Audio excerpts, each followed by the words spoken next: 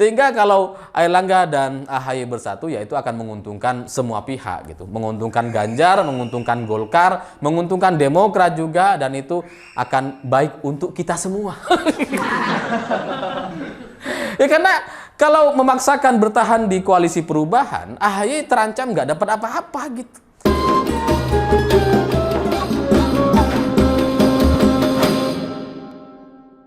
Selamat malam semuanya. Dinamika politik jelang tahun 2024 semakin hari semakin menarik karena setelah Ganjar dicapreskan oleh PDI Perjuangan, ternyata itu mampu untuk mengubah peta politik atau peta koalisi yang sebelumnya sudah terlanjur terbentuk gitu. Misalkan P3 yang sebelumnya sudah bergabung dengan Golkar dan PAN di koalisi KIB, tiba-tiba kemarin sudah mendeklarasikan Ganjar sebagai capresnya.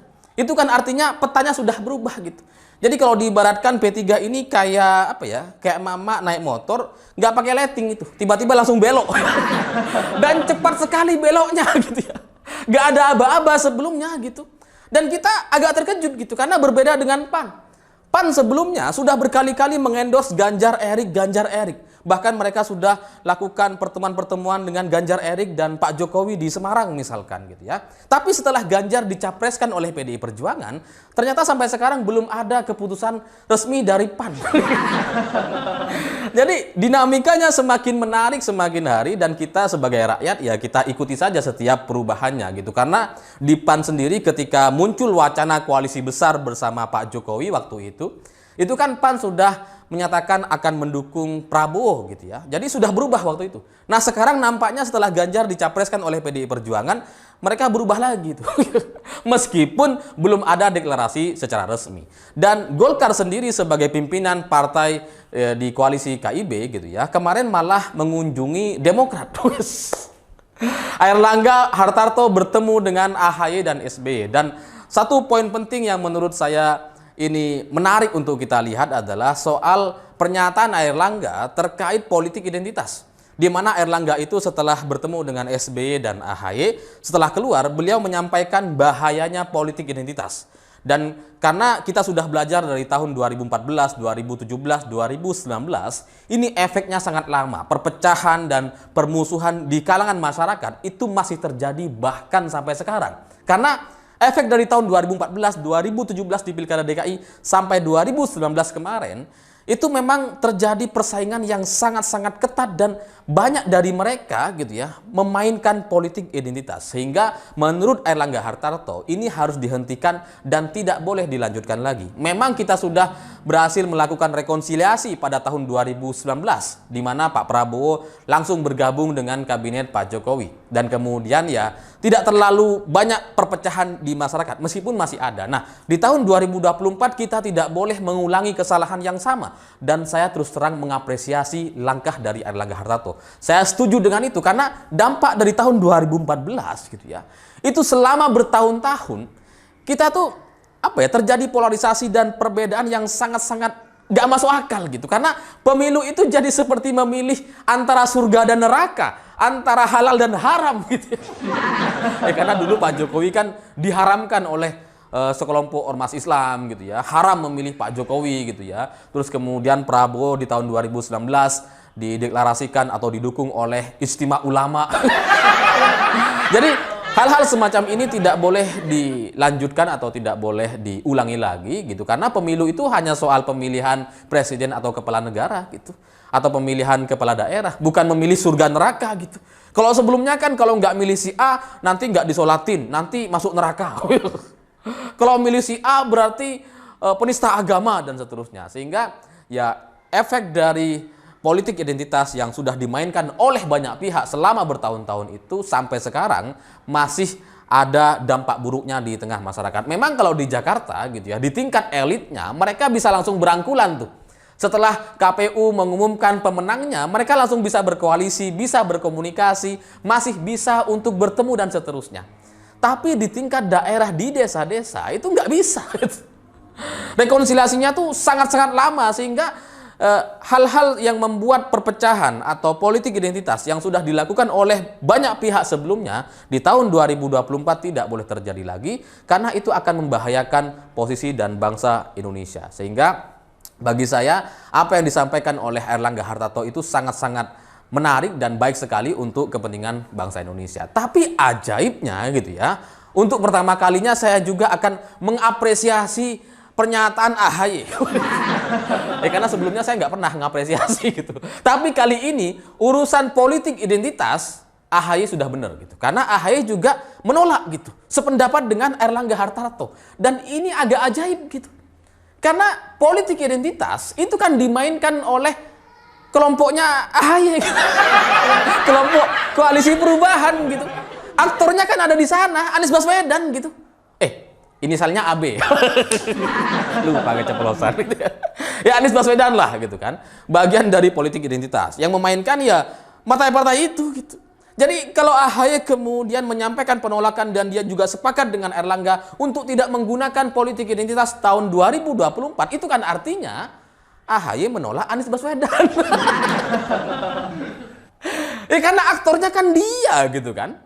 Tim suksesnya yang memainkan politik identitas ya mayoritasnya ya dari PKS kan. Dari partai mana lagi? Partai Umat aja ada itu. Partai Umat, Partai 212 itu.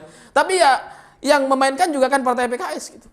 Yang bermain dengan tamasya Al-Maidah, dengan simbol-simbol keagamaan, itu kan mereka semua itu. Jadi kalau AHY menyatakan bahwa dia sepakat dengan Airlangga untuk tidak menggunakan politik identitas karena ini berbahaya dan sangat merugikan bangsa Indonesia, itu artinya dia sudah mulai tidak nyaman dengan Koalisi Perubahan. Ya karena sampai sekarang kalau saya coba renungkan gitu ya, kenapa AHY kemudian tiba-tiba berbicara politik identitas gitu kan? Ya karena mungkin sampai sekarang dia belum diberikan kepastian. Karena selama ini gitu ya, AHY itu cuma dijanjikan di PHP gitu. Yang dibilang ya pantas sebagai cawapres, tapi nggak kunjung dinyatakan, nggak kunjung dideklarasikan. Cuma diiyain gitu. Sementara PKS dan Nasdem berubah-ubah gitu. Kadang iya, kadang enggak. Nah, daripada dia belum menemukan kepastian di Koalisi Perubahan gitu ya, ya memang lebih baik berkomunikasi dengan Golkar gitu. Karena kalau Golkar dan Demokrat bersatu, berkoalisi, sudah cukup untuk maju gitu. Sudah cukup untuk memasangkan Airlangga dengan AHY gitu. Sehingga ya wajar kalau kemudian ketika AHY tiba-tiba sepakat dengan Airlangga terkait menolak politik identitas, saya jadi curiga jangan-jangan memang Anies sudah tidak diperhitungkan lagi. Ya karena selama ini nggak kunjung diberikan kepastian gitu kan. Dan ketika wartawan menanyakan kemungkinan koalisi atau kemungkinan menduetkan Airlangga dan AHY, ini keduanya sepakat untuk tidak menjawab atau ngeles lah bahasa lainnya gitu ya. Karena menjawab yang lain gitu kan. Ya politisi itu kalau tidak bisa menjawab, kalau tidak mau menjawab, kalau ngeles, biasanya memang ada sesuatu yang belum diselesaikan di dalam gitu. Sehingga ada kemungkinan, ada peluang untuk menggandengkan Airlangga dengan AHY, dan ini bagi saya cukup menguntungkan bagi Ganjar Pranowo gitu kan. Ya karena gini, kalau Anies yang maju, terserah siapapun cawapresnya gitu ya. Entah AHY, Mahfud MD, Sri Mulyani, Khofifah, pokoknya siapapun lah cawapresnya. Kalau Anies maju, bagi saya itu justru menguntungkan Prabowo Subianto. Karena kalau tiga pasang, Ganjar, Prabowo, dan Anies, itu pasti Anies kalah di putaran pertama. Wah ini panjang penjelasannya, tapi pasti dia kalah di putaran pertama. Sehingga di putaran kedua, suara pemilih Anies pasti akan memilih Prabowo. Nggak mungkin memilih Anies, milih Ganjar, itu nggak bisa gitu. Sehingga kalau Anies yang jadi capres, ini nggak menguntungkan bagi Ganjar gitu. Tapi kalau AHY, kalau Golkar dan Demokrat, kalau Airlangga dengan AHY, kalau mereka berpasangan dan maju gitu ya, menjadi capres yang nomor 3 gitu ya, selain Prabowo dan Ganjar, ini nampaknya itu nanti akan menguntungkan Ganjar Pranowo. Karena kalau misalkan Airlangga AHY kalah di putaran pertama, maka suaranya hampir pasti akan mengarah kepada Ganjar gitu, bukan ke Prabowo. Sehingga saya mendukung pasangan ini segera terbentuk gitu ya, supaya memutus kemungkinan Anies menjadi calon presiden gitu ya, dan tidak memungkinkan bagi Prabowo untuk memenangkan Pilpres 2024 nanti. Tapi ini panjang penjelasannya, nanti kapan-kapan saya jelasin terkait analisa saya gitu. Karena apa yang terjadi di tahun 2024 itu nantinya berbeda dengan Pilkada Jakarta misalkan. Ini soal Indonesia, ini soal banyak daerah di Indonesia yang nggak seperti Jakarta, sehingga bagi saya kalau Anies pas maju itu pasti kalah di putaran pertama. Dan dari sisi survei juga bisa kelihatan hari ini gitu ya. Itu kan jomplang sekali tuh. Kalau Ganjar sama Prabowo kan agak-agak sengit di atas tuh, gantian naik salip-salipan tuh. Kalau Anies kan konsisten di bawah, terus turun. Padahal yang jalan-jalan duluan, yang deklarasi duluan, yang keliling Indonesia duluan, yang kampanye di mana-mana, itu Anies duluan. Tapi surveinya turun terus. Sehingga ya bagi saya itu akan menguntungkan Prabowo kalau Anies tetap maju gitu ya. Sementara kalau Airlangga dan AHY itu akan menguntungkan Ganjar Pranowo. Dan bagi saya apa yang dilakukan oleh Airlangga Hartarto hari ini itu untuk memastikan bahwa dia sebagai ketua Golkar itu tidak mengulangi kesalahan yang sama seperti yang dulu dilakukan atau dirasakan oleh Abu Rizal Bakri. Karena Bakri dulu kan coba mau jadi capres gitu ya, terus kemudian gagal, batal gitu.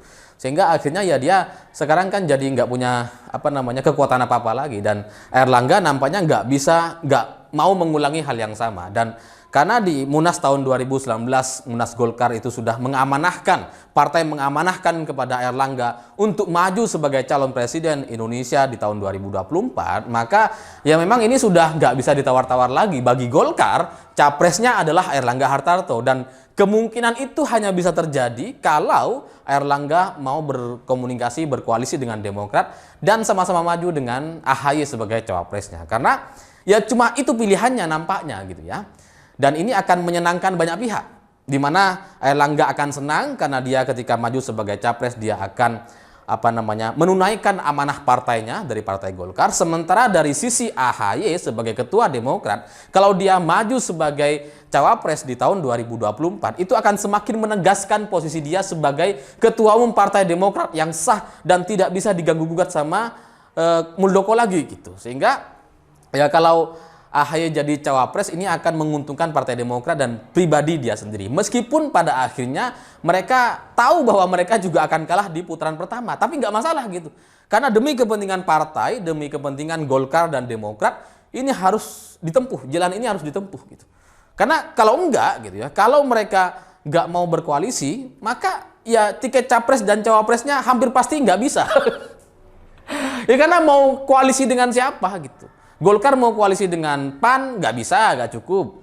Sementara PAN juga sudah mau ke Ganjar gitu ya. Ya memang pilihannya cuma sama AHY. Sementara Demokrat mau bertahan di koalisi perubahan, juga kayaknya nggak dilirik sama Anies. Nggak diberikan kepastian gitu terkait posisi cawapresnya. Sehingga ya memang sebaiknya dua partai ini bersatu, sehingga bisa memunculkan calon Airlangga dan AHY, dan itu otomatis membuat Anies jadi tidak mungkin lagi maju sebagai capres. Ya karena nggak bisa gitu kan. Kalau Nasdem sama PKS nggak cukup gitu. Mau ngajak partai yang lain udah nggak bisa. Gerindra sudah sama PKB gitu kan. PDI Perjuangan sudah sama P3. PAN nampaknya juga sama P3 gitu. Atau PAN kalaupun misalkan berubah pikiran juga mentok-mentoknya sama Prabowo gitu. Nggak mungkin sama Anies. Sehingga kalau Airlangga dan AHY bersatu, ya itu akan menguntungkan semua pihak gitu. Menguntungkan Ganjar, menguntungkan Golkar, menguntungkan Demokrat juga, dan itu akan baik untuk kita semua. Ya karena kalau memaksakan bertahan di koalisi perubahan, AHY terancam nggak dapat apa-apa gitu. Mau dapat apa dia? Cawapres juga kan nggak dilirik selama ini gitu. Jadi ya lebih baik kalah memang gitu ya. Kemudian tetap bisa memastikan partainya itu eksis di tahun 2024 karena punya calon, ada calon yang ikut berkontestasi yaitu Airlangga dan AHY, daripada mengusung Anies dan kemudian kalah tapi juga nggak ada dampaknya kepada partai mereka masing-masing gitu kan. Kalau kayak Golkar misalkan tiba-tiba mau ngusung Anies, udah pasti kalah di putaran pertama. Ngapain diusung? Tahu gitu kan mending Airlangga gitu kan. Mending Airlangga AHY, meskipun pada akhirnya nanti kalah, ya minimal yang maju adalah masing-masing ketua umum partai gitu. Jadi ya ini memang skenario yang menarik, meskipun banyak pengamat politik yang bilang bahwa itu tidak mungkin terjadi, tapi bagi saya secara hitung-hitungan pragmatis ini sangat-sangat menguntungkan bagi semua pihak gitu. Menguntungkan Ganjar dan PDI Perjuangan, menguntungkan Golkar, menguntungkan Demokrat, dan menguntungkan kita semua yang tidak suka sama Anies Baswedan. Ya, jadi ya semoga harapan saya ke depan memang tidak ada lagi politik identitas, karena kalau Anies yang maju maka ini tidak bisa dihindari. Nggak bisa gitu. Apa yang dilakukan oleh Anies pada tahun 2017 sampai sekarang masih sangat-sangat membekas. Dan nggak semua orang bisa memaafkan, bisa berdamai dengan kenyataan tahun 2017, dan mayoritas kita ingin menyampaikan balas dendam kayaknya. Ya, karena ketika Ahok dikalahkan dengan politik identitas, dengan tekanan 212, 411 dan sebagainya di tahun 2017 lalu gitu ya. Itu kan efeknya nasional. Banyak orang yang tiba-tiba turun ke jalan memberikan dukungan kepada Ahok.